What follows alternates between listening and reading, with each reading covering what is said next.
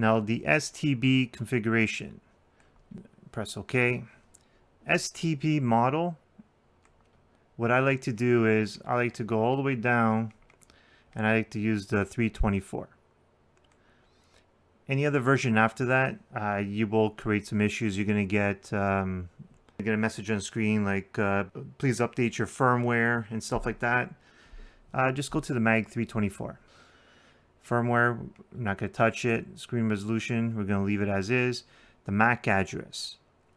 So the MAC address is what you're going to give to your service provider.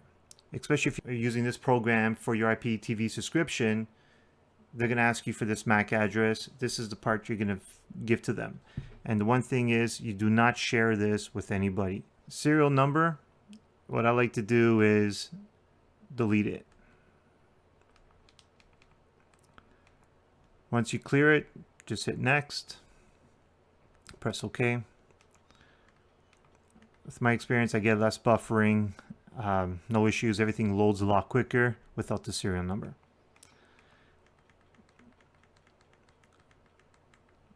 And that's it for that part.